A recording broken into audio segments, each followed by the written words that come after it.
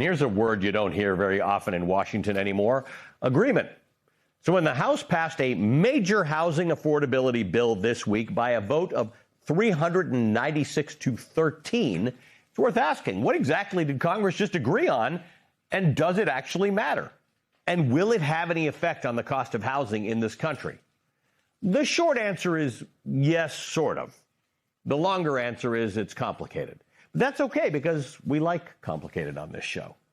The most spot-on response to these questions probably came from Massachusetts Senator Elizabeth Warren, who described the bill as a policy meatball, stuffed with provisions championed by lawmakers on both sides, with no single sweeping fix, but a lot of ingredients that together, she says, make it, quote, delicious.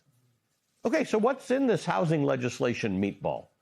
At its core, the bill tries to address America's critical housing shortage by cutting through some of the permitting and regulatory red tape that makes it painfully slow and expensive to build homes. In many cities, getting approval to build a single house can take years of environmental reviews, zoning hearings, and paperwork. This bill would speed parts of that process up. It also expands support for manufactured or pre-made housing, and it funds pre-approved home designs so communities can build faster and more cheaply. All of that is genuinely useful. But the provision getting the most attention is the bill's restrictions on large corporate landlords, and I'm talking about hedge funds and private equity firms and institutional investors, from buying additional single-family homes once they own more than 350 homes already.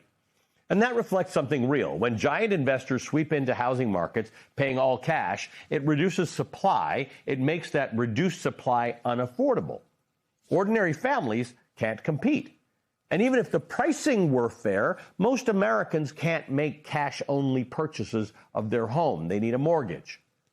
But here's where things get more complicated. The House version of the bill quietly removed a provision that the Senate version of the bill had included, a provision that would have required corporate landlords to eventually sell so-called build-to-rent homes to individual owners, basically families, after 7 years. And that would create a greater ongoing supply of single-family homes to purchase. In theory, more supply makes them more affordable. Build-to-rent homes are exactly what they sound like. They are houses constructed specifically to remain rentals in perpetuity rather than ever being sold to homeowners. The home building industry pushed back hard against that requirement, arguing that it would choke off investment in new construction. Now, whether that's a reasonable compromise or a quiet gift to the industry depends largely on how you feel about build-to-rent housing. Even that's controversial. Supporters of it argue that it adds supply. And more supply means lower housing costs, even if those lower costs mean lower rents, perhaps, but higher purchase prices. Critics, including Senator Elizabeth Warren and Ohio Republican Bernie Moreno, worry that it locks in a permanent renter class, that it amounts to trading the possibility of home ownership, which is a central part of the American dream, for the convenience of professionally managed rentals. The real policy tension between building more housing and building for ownership is not really resolved by this bill. More rentals do bring rents down. More homes for purchase bring housing costs down, allowing young families to buy homes and increase their wealth over time. Critics of the Senate's tougher approach, including the Vox senior correspondent Eric Levitz, argues that banning build-to-rent housing could actually hurt working-class Americans. Their argument is that institutional investors often build rental homes in suburban neighborhoods where housing would otherwise only be available for purchase, and that can open up those neighborhoods to families who can't yet qualify for a mortgage. Levitz argues that eliminating or redistricting build-to-rent housing would ultimately leave housing less affordable for working-class Americans, the very people that this bill is supposed to help. That's one side of the argument. On the other side of the argument, opponents of build-to-rent, like my next guest, Thom Hartmann, argue that that framing is wrong in and of itself. The real problem, they say, is not just housing supply, it's who controls that supply and why. According to Hartmann, housing should first serve human beings, not hedge funds. And from that perspective, allowing corporate investors to build and hold rental homes indefinitely is not solving the housing crisis. It's simply rearranging who profits from it. And this is a very, very important point. And then on top of all of this, there's the role of technology. We've talked a little about this on this show. I'm not sure it's fully understood, though. According to Hartman, large investors increasingly rely on sophisticated algorithms to identify homes the moment they hit the market, often allowing these buyers to make all cash offers within seconds or minutes before a typical young family can even look at the listing and schedule a showing.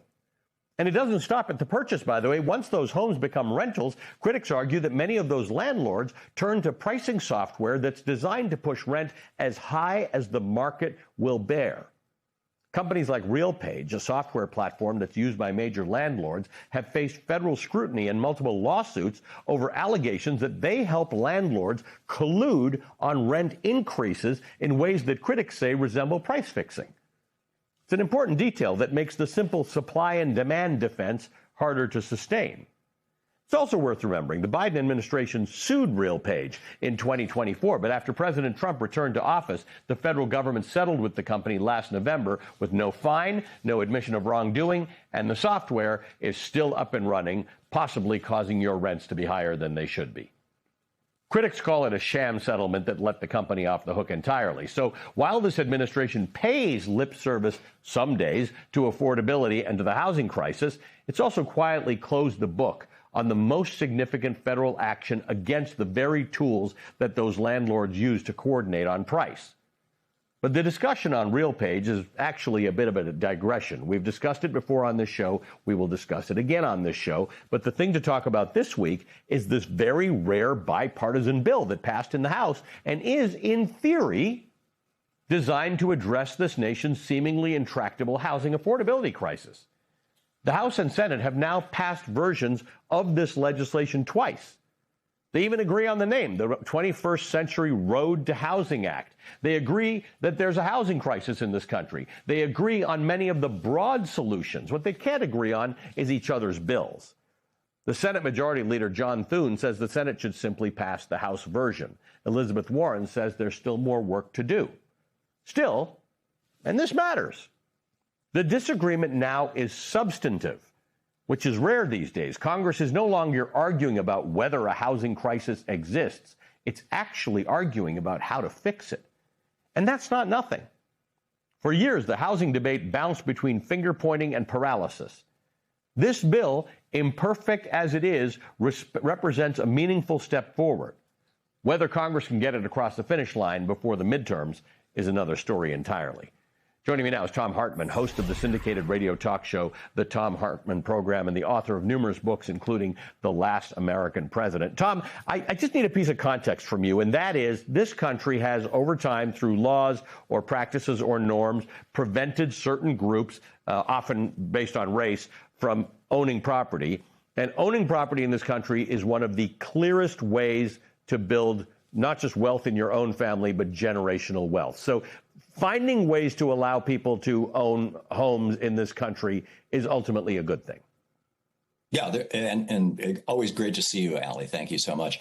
There's a lot of dimensions to this. I mean, you've got the homelessness crisis, which we can talk about. You've got what you just pointed out, that this is throughout at least the last 100 years, home ownership in the United States has been the single largest entree point into the middle class for people, and at least building wealth throughout the course of their lives.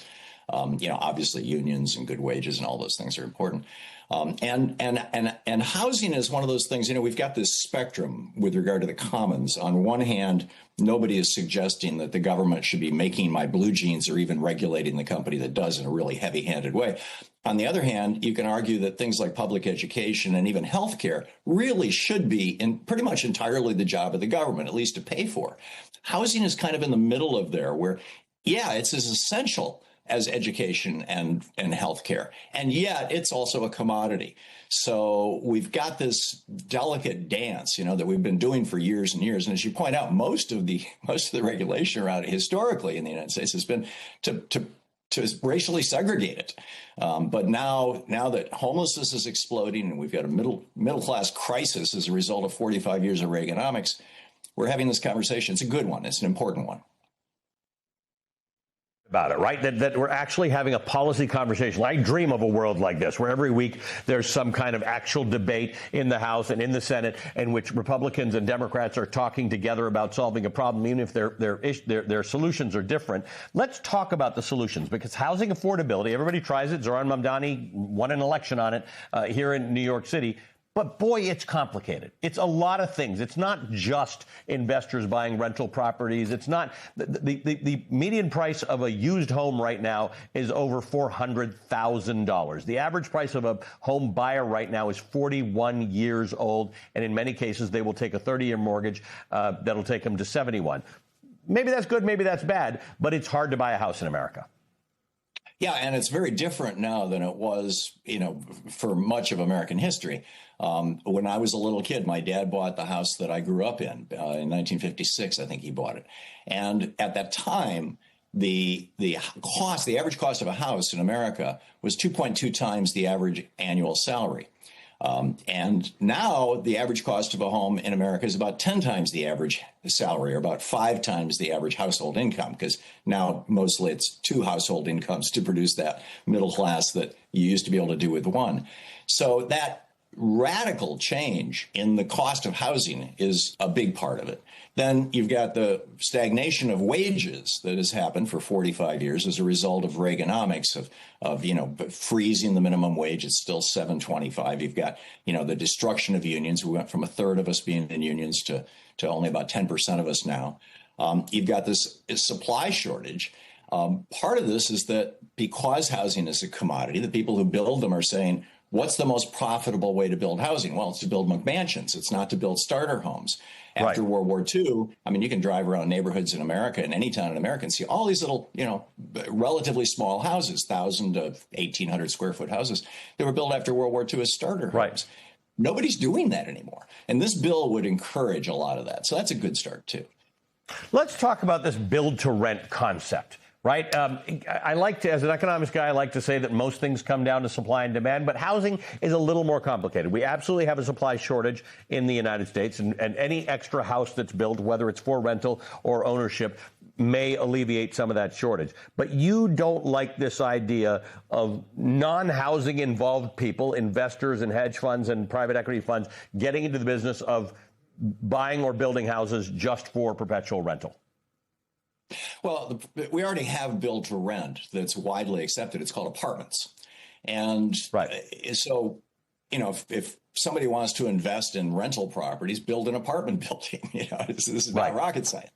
But build to rent homes, single family homes, are basically displacing or taking out of the marketplace as an available option to build that middle class wealth that we were talking about a little bit ago. It's moving that off the table, or pushing it out of the way. It may be very profitable. It may be even more profitable than building apartment buildings. But at a certain point, as we talked about with regard to the commons, the government, it's appropriate for us collectively, that's the government, to step in and say, no, wait a minute, we want some rules to this game so that, people can still make money, but the average person doesn't get screwed. So that's why I think that, frankly, build to rent individual single family homes should be either banned or heavily regulated, as opposed to apartment buildings. I will say it is rare that we get to have a conversation like this, where we're actually talking about policy issues that are under discussion. May we have many more conversations like this in the future. But thanks, Tom. I appreciate you bringing your analysis and your context to it. Tom Hartman is the host of the syndicated radio talk show, The Thom Hartmann Program.